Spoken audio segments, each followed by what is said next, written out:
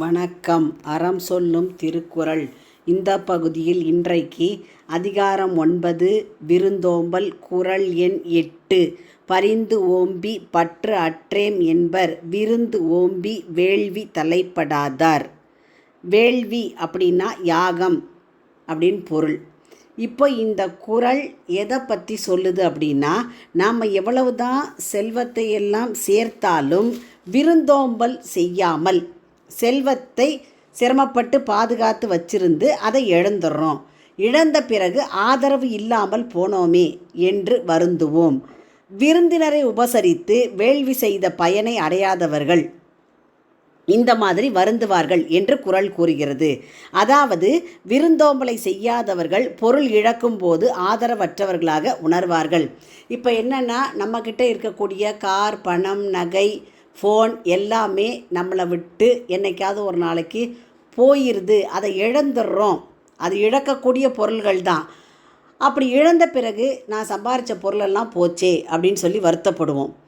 ஆனால் இப்போ இங்கே வள்ளுவர் என்ன சொல்கிறாருன்னா, அப்படி வருத்தப்படுறதுக்கு முன்னாடி நாம் பொருள் சம்பாதித்த காலத்தில் விருந்தினரை உபசரித்து அவர்களுக்கு உணவளித்து அவர்களெல்லாம் பாதுகாத்திருந்தால், விருந்து ஓம்பி விருந்தினரை பாதுகாத்திருந்தால் இப்போ நமக்கு அவங்க ஆதரவாக ஆறுதல் சொல்லுவாங்க.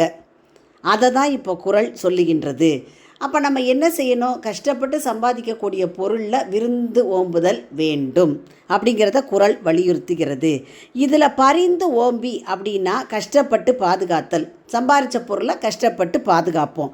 பற்று அற்றேம் என்பர், அதாவது இழந்த பிறகு என்ன சொல்லுவாங்கன்னா, பற்றுக்கோடு இல்லாமல் ஆதரவற்றவர்களாகி விட்டோமே.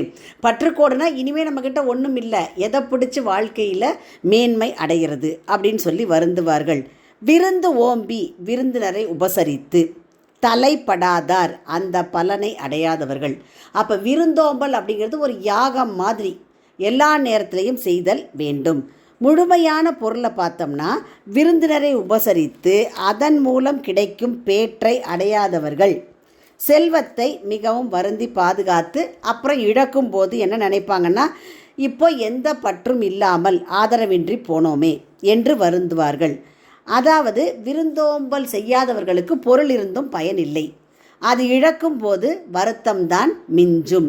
அப்போ இந்த குறள் என்ன சொல்லுதுன்னா, இல்லறத்தில் விருந்தோம்பலின் முக்கியத்துவத்தையும் அது செய்யப்படாத போது ஏற்படக்கூடிய மன வருத்தத்தையும் விளக்குகிறது.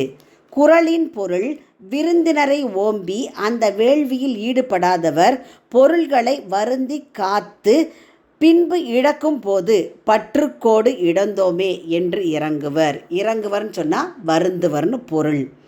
மீண்டும் குறள், பரிந்து ஓம்பி பற்று அற்றேம் என்பர் விருந்து ஓம்பி வேள்வி தலைப்படாதார். உங்கள் இல்ல குழந்தைகளின் மனதிலே தினம் ஒரு திருக்குறள் பதிய எங்கள் சேனலை சப்ஸ்கிரைப் பண்ணுங்கள். லைக் பண்ணுங்கள், ஷேர் பண்ணுங்கள், கமெண்ட் பண்ணுங்கள், சப்ஸ்கிரைப் பண்ணுங்கள். நன்றி.